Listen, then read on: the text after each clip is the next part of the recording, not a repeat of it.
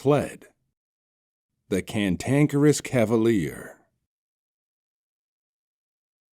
Legends of the popular folk hero Kled can be traced back to the founding of Noxus, and perhaps even further still. He is an icon revered by the common soldiery, which is increasingly a cause of concern to their commanders, for there are some among the war hosts who claim to have literally served beside him. Tall tales such as the Great Hussar's victory, the return of the High General Marshal Sergeant, and the Mountain Admiral abound, which strongly imply Kled has fought in every campaign ever waged, acquired every military title, and never once backed down from a fight. Though the details are often outlandish and contradictory, the essence of the tale remains. Charging into battle on his untrusty steed Scarl, Kled fights to protect what's his, and takes whatever else he can get. In truth, the Cantankerous Cavalier hails from another land entirely, Bandle City. As a Yordle, he made his home among the proud Noxai tribes in the wake of the Rune Wars and has never looked back. The earliest mention of Kled in historical records was at the first battle of Drugna. In the dusty hills of those Badlands, the war host of General Zavan was on the run from barbarian foes. Having lost the previous two engagements, morale was low. The supply train had been abandoned in the route, and they were a week's march from the nearest outpost. Zavan, in his spotless armor, seemed more concerned with how this would appear back home than the welfare of his soldiers, and ordered a defensive circle formation to buy himself time to think.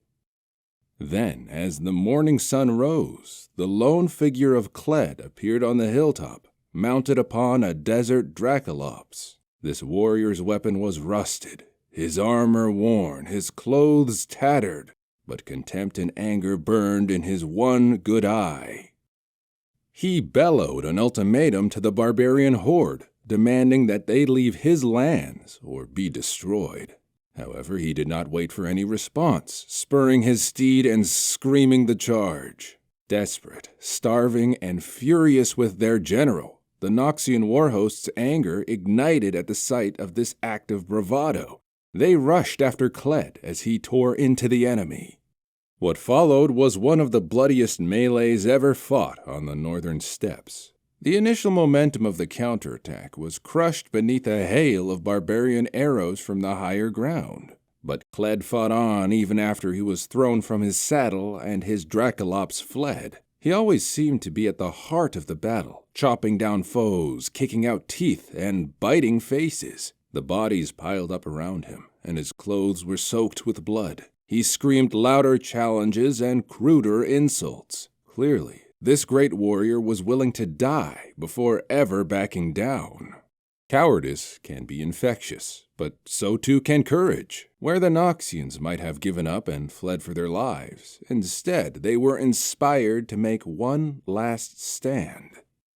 Even Kled's Dracolops returned and crashed into the barbarian's rear guard, snarling and clawing as it dived in to free its master.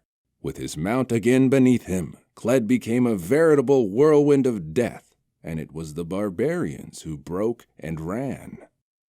Though too few of the Noxian soldiers survived that day for it to be considered a victory, Drugna was contested long enough that word reached the immortal bastion, and reinforcements were sent.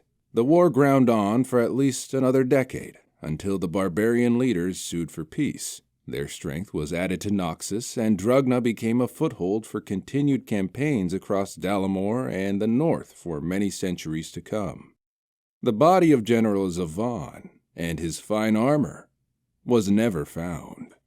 In time, countless other war hosts of the Empire acquired similar stories of Kled.